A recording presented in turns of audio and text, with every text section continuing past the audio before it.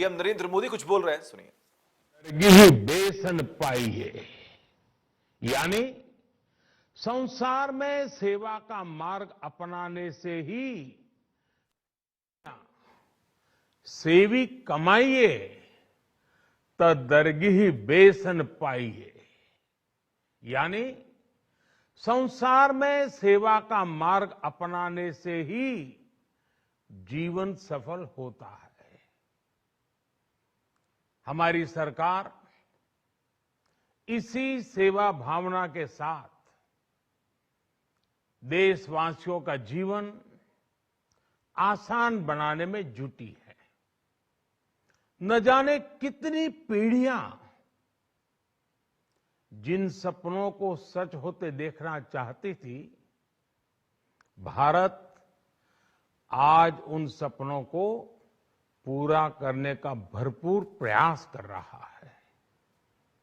साथियों, अपने 5 दशक के सार्वजनिक जीवन में मैंने किसानों की परेशानियों को, उनकी चुनौतियों को बहुत करीब से देखा है, महसूस किया है।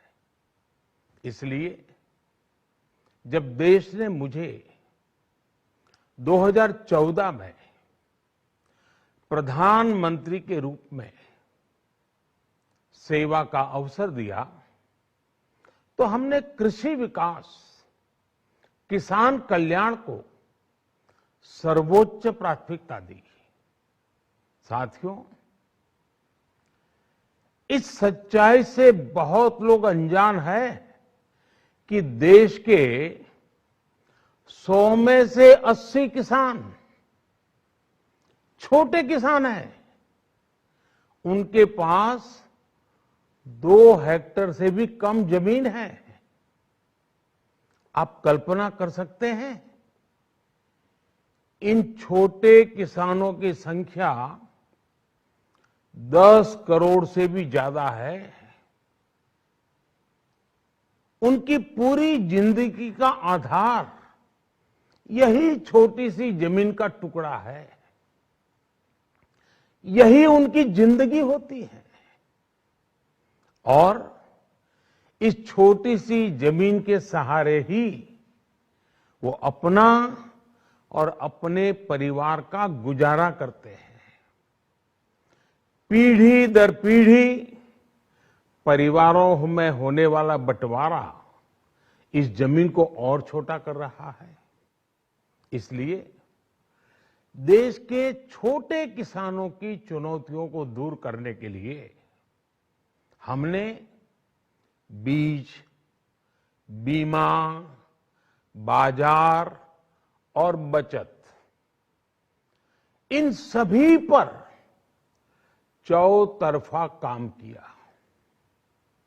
सरकार ने अच्छी क्वालिटी के बीज के साथ ही किसानों को neem coated urea, soil health card, micro irrigation जैसी सुविधाओं से भी जोड़ा। हमने 22 करोड़ सॉइल हेल्थ कार्ड किसानों को दिए और इस वैज्ञानिक अभियान के कारण एग्रीकल्चर प्रोडक्शन भी बढ़ा। साथियों, हमने फसल बीमा योजना को अधिक प्रभावी बनाया। उसके दायरे में ज्यादा किसानों को लाए। आपदा के समय ज्यादा से ज्यादा किसानों को आसानी से मुआवजा मिल सके, इसके लिए भी पुराने नियम बदले।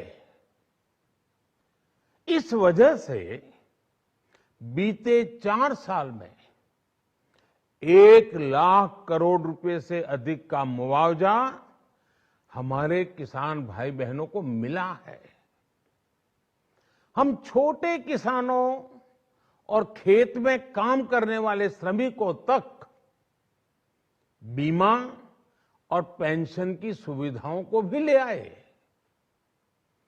छोटे किसानों की जरूरतों को पूरा करने के लिए सीधे उनके बैंक खातों में 1,62,000 करोड़ रुपए ट्रांसफर किए सीधे उनके खाते में। साथियों, किसानों को उनकी मेहनत के बदले उपज की सही कीमत मिले, इसके लिए भी अनेक कदम उठाए गए। देश ने अपने रूरल मार्केट इंफ्रास्ट्रक्चर को मजबूत किया। हमने एमएसपी तो बढ़ाई ही, साथ ही साथ रिकॉर्ड सरकारी खरीद केंद्र भी बनाए। हमारी सरकार द्वारा की गई उपज की खरीद ने पिछले कई दशकों के रिकॉर्ड तोड़ दिए हैं। देश की 1,000 से ज्यादा मंडियों को ई नाम योजना से जोड़कर हमने किसानों को कहीं पर भी अपनी उपज बेचने का एक प्लेटफॉर्म दिया और इसके साथ ही देश भर की कृषि मंडियों के आधुनिकीकरण पर भी हमने करोड़ों रुपए खर्च किए। साथियों, आज केंद्र सरकार का कृषि बजट पहले के मुकाबले 5 गुना बढ़ गया है। हर वर्ष 1.25 लाख करोड़ रुपए से अधिक कृषि पर खर्च किए जा रहे हैं। 1 लाख करोड़ रुपए के एग्रीकल्चर इंफ्रास्ट्रक्चर फंड के माध्यम से गांव और खेत के नजदीक भंडारण, इसकी व्यवस्था, कृषि उपकरण जैसी अनेक सुविधाओं का विस्तार, ये सारी बातें तेजी से हो रही है।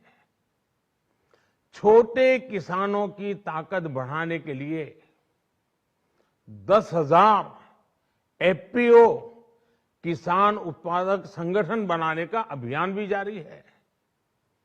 इस पर भी करीब 7,000 करोड़ रुपए खर्च किए जा रहे हैं। माइक्रो इरिगेशन फंड के आवंटन को भी 2 गुना करके 10,000 करोड़ रुपए कर दिया गया है। हमने क्रॉप लोन भी 2 गुना कर दिया, तो इस वर्ष 16 लाख करोड़ रुपए हो जाएगा। अब पशुपालकों को मछली पालन से जुड़े हमारे किसानों को भी किसान क्रेडिट कार्ड का लाभ मिलना शुरू हो गया है। यानी हमारी सरकार किसानों के हित में हर संभव कदम उठा रही है, लगातार एक के बाद एक नए कदम उठाती जा रही है। किसानों की आर्थिक स्थिति सुधरे, उनकी सामाजिक स्थिति मजबूत हो, इसके लिए पूरी ईमानदारी से काम कर रही है। साथियों, किसानों की स्थिति को सुधारने की इसी महाअभियान में देश में 3 कृषि कानून लाए गए थे। मकसद ये था कि देश के किसानों को, खासकर छोटे किसानों को और ताकत मिले, उन्हें अपनी उपज की सही कीमत और उपज बेचने के लिए ज्यादा से ज्यादा विकल्प मिले। बरसों से ये मांग देश के किसान, देश के कृषि विशेषज्ञ, देश के कृषि अर्थशास्त्री, देश के किसान संगठन लगातार कर रहे थे। पहले भी कई सरकारों ने इस पर मंथन भी किया था। इस बार भी संसद में चर्चा हुई, मंथन हुआ और ये कानून लाए गए। देश के कोने कोने में कोटि कोटि किसानों ने, अनेक किसान संगठनों ने इसका स्वागत किया, समर्थन किया। मैं आज उन सभी का बहुत बहुत आभारी हूं, धन्यवाद करना चाहता हूं। साथियों, हमारी सरकार किसानों के कल्याण के लिए, खासकर छोटे किसानों के कल्याण के लिए, देश के कृषि जगत के हित में, देश के हित में, गांव गरीब के उज्जवल भविष्य के लिए पूरी सत्यनिष्ठा से, किसानों के प्रति पूर्ण समर्पण भाव से, नेक नियत से ये कानून लेकर आई थी। लेकिन इतनी पवित्र बात, पूर्ण रूप से शुद्ध किसानों के हित की बात, हम अपने प्रयासों के बावजूद कुछ किसानों को समझा नहीं पाए। भले ही किसानों का एक वर्ग ही विरोध कर रहा था, लेकिन फिर भी ये हमारे लिए महत्वपूर्ण था। कृषि अर्थशास्त्रियों ने, वैज्ञानिकों ने, प्रगतिशील किसानों ने भी उन्हें कृषि कानूनों के महत्व को समझाने का भरपूर प्रयास भी किया। हम पूरी विनम्रता से, खुले मन से उन्हें समझाते रहे। अनेक माध्यमों से व्यक्तिगत और सामूहिक बातचीत भी लगातार होती रही। हमने किसानों की बातों को, उनके तर्क को समझने में भी कोई कोर कसर बाकी नहीं छोड़ी। कानून के जिन प्रावधानों पर उन्हें ऐतराज था, सरकार उन्हें बदलने के लिए भी तैयार हो गई। 2 साल तक हमने इन कानूनों को सस्पेंड करने का भी प्रस्ताव दिया। इसी दौरान ये विषय माननीय सर्वोच्च न्यायालय के पास भी चला गया। ये सारी बातें देश के सामने है, इसलिए मैं इनके अधिक विस्तार में नहीं जाऊंगा। साथियों, मैं आज देशवासियों से क्षमा मांगते हुए सच्चे मन से और पवित्र हृदय से कहना चाहता हूं कि शायद हमारी तपस्या में ही कोई कमी रही होगी, जिसके कारण दिए के प्रकाश जैसा सत्य कुछ किसान भाइयों को हम समझा नहीं पाए। आज गुरु नानक देव जी का पवित्र प्रकाश पर्व है। ये समय किसी को भी दोष देने का नहीं है। आज मैं आपको, पूरे देश को ये बताने आया हूं कि हमने 3 कृषि कानूनों को वापस लेने का, रिपील करने का निर्णय लिया है। इस महीने के अंत में शुरू होने जा रहे संसद सत्र में, इसी महीने में, हम 3 कृषि कानूनों को रिपील करने की संवैधानिक प्रक्रिया को पूरा कर देंगे। साथियों, मैं आज अपने सभी आंदोलनरत किसान साथियों से आग्रह कर रहा हूं, आज गुरु पर्व का पवित्र दिन है। अब आप अपने अपने घर लौटे, अपने खेत में लौटे, अपने परिवार के बीच लौटे। आइए एक नई शुरुआत करते हैं, नए सिरे से आगे बढ़ते हैं। साथियों, आज ही सरकार ने कृषि क्षेत्र से जुड़ा एक और अहम फैसला लिया है। 0 बजट खेती यानी प्राकृतिक खेती को बढ़ावा देने के लिए, देश की बदलती आवश्यकताओं को ध्यान में रखकर क्रॉप पैटर्न को वैज्ञानिक तरीके से बदलने के लिए एमएसपी को और अधिक प्रभावी और पारदर्शी बनाने के लिए ऐसे सभी विषयों पर भविष्य को ध्यान में रखते हुए निर्णय लेने के लिए एक कमेटी का गठन किया जाएगा।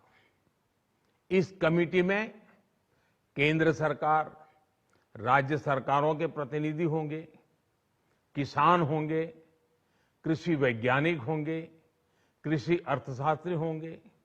साथियों, हमारी सरकार किसानों के हित में काम करती रही है और आगे भी करती रहेगी। मैं गुरु गोविंद सिंह जी की भावना में अपनी बात समाप्त करूंगा। देहि शिवावर मोहे इहे, शुभ कर्मन ते कबहू न टरो। हे देवी, मुझे ये वर दीजिए कि मैं शुभ कर्म करने से कभी पीछे ना हटूं। जो किया किसानों के लिए किया, जो कर रहा हूं देश के लिए कर रहा हूं। आप सभी के आशीर्वाद से मैंने मेहनत में पहले भी कोई कमी नहीं की थी। आज मैं आपको विश्वास दिलाता हूं कि अब और ज्यादा मेहनत करूंगा ताकि आपके सपने साकार हो सके, देश के सपने साकार हो सके। आपका बहुत बहुत धन्यवाद। नमस्कार।